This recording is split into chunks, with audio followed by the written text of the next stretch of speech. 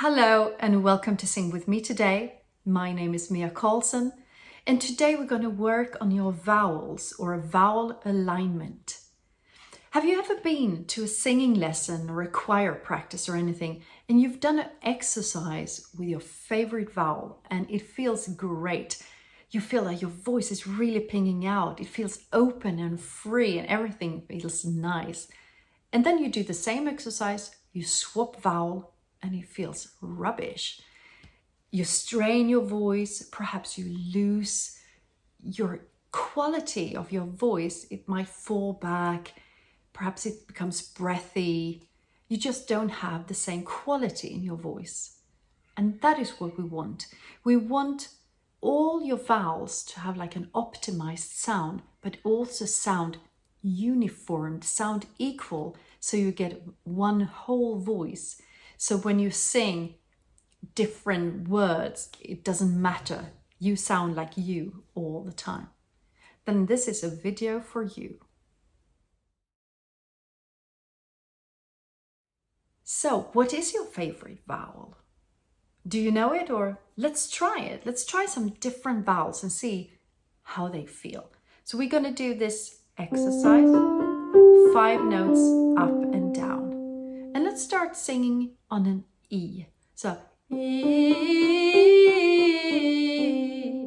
Try. And let's swap to an E, like head. Very good. Let's swap like to had,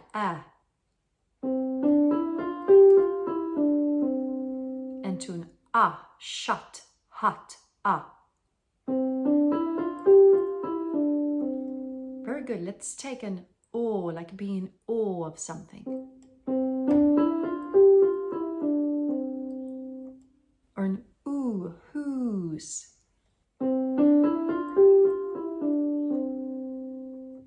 Very good.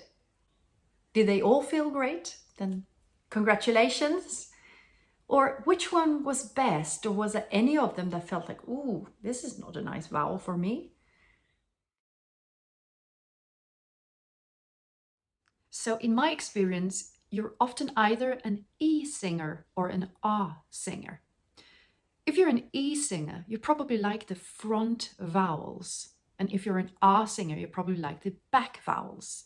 More about that in a second. But how do you actually produce vowels, different vowels? Well, there are 3 major components. And the first one is, for example, how you position your tongue. So if you say I, and you move your tongue up and down, you get different vowels. You have the E with a very high tongue, down to the R if you drop the tongue down. But you can also round or spread your lips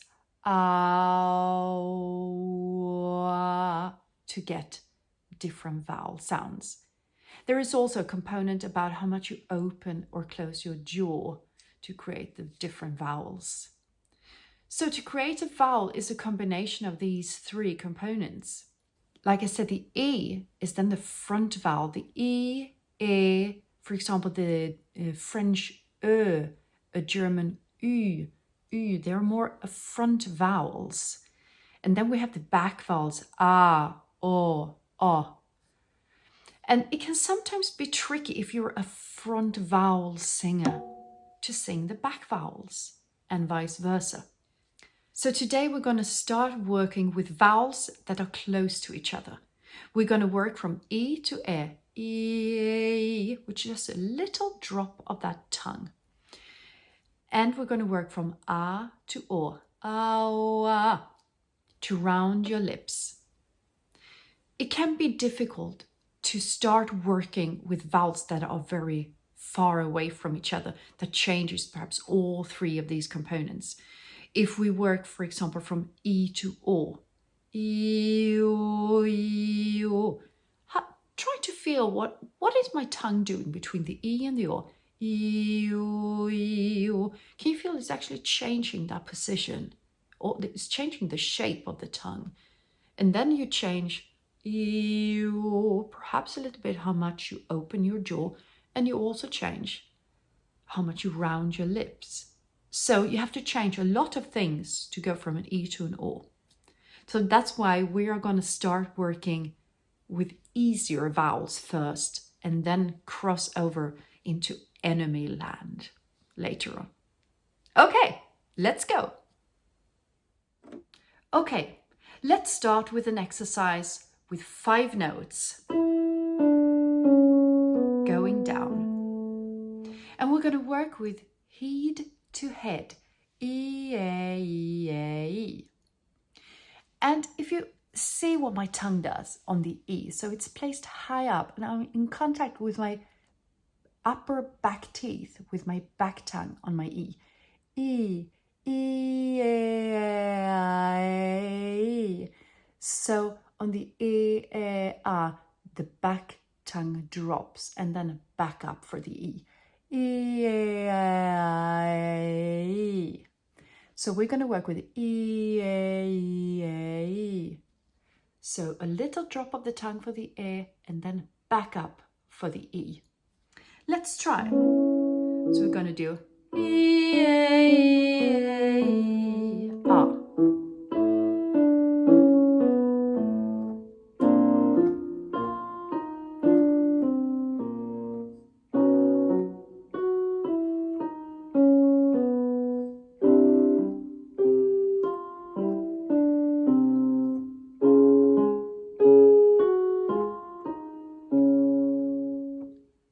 Great. If this was difficult for you, if the E and the E doesn't have the same kind of sound, let's see if we go to a slightly more sharp E sound. So most languages, or perhaps not most, but many languages have a sharper E sound. So Swedish have that, and French and German, but I don't think that English language has a very sharp E sound if it's a long single vowel.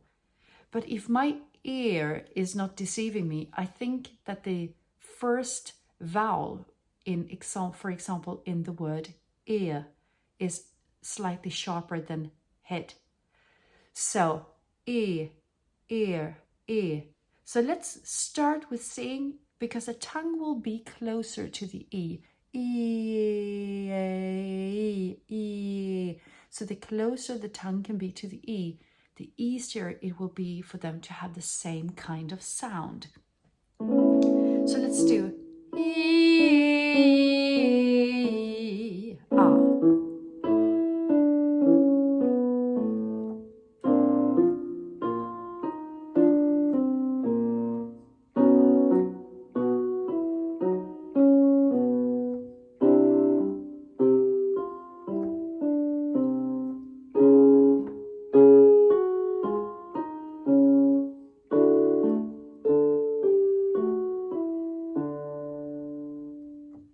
Very good.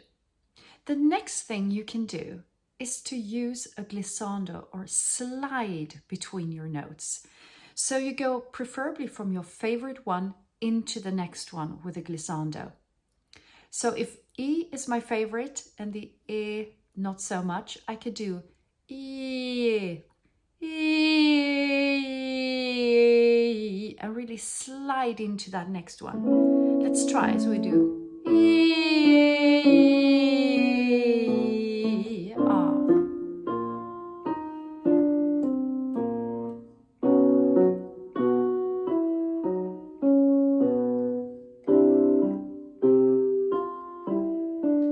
Almost feeling that you're spilling the next vowel in front of you. E, A.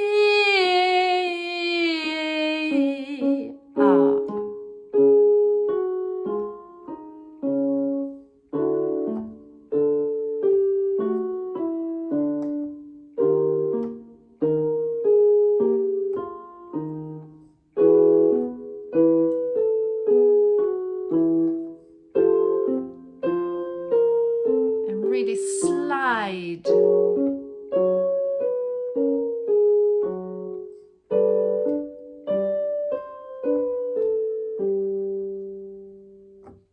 Great. The next thing you could do is just to think the second vowel. So if the E again is nice, but the E is not so nice, see what happens if you actually try not to move your tongue at all, to stay with the E position and just think the E. So it will be E. I tried not to move my tongue there. Try. E. And if you can, keep the glissando. E. Ah.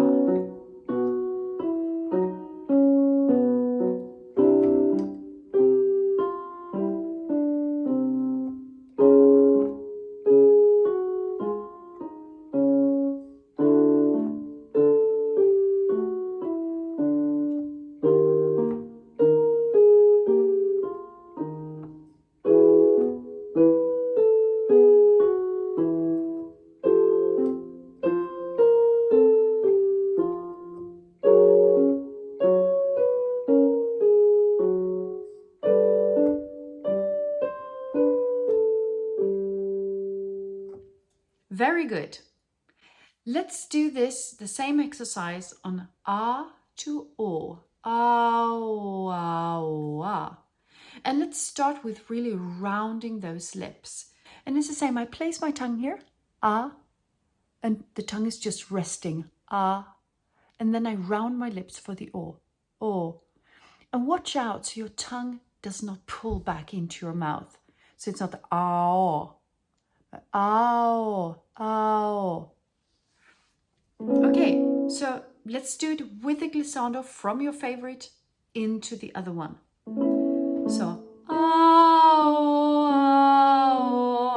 or you can swap and do if your O is more of your favorite. But let's now do A to O. But keep the glissando.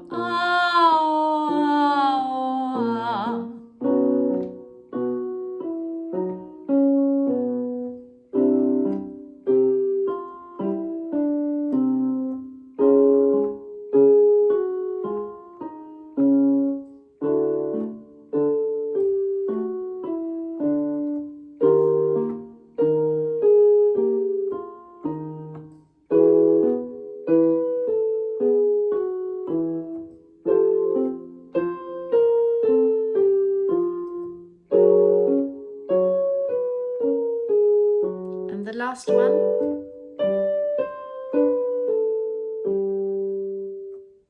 Very good.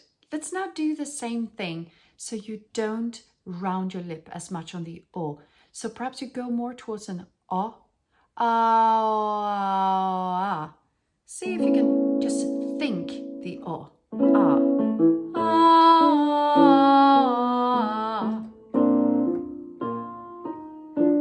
And keep that glissando.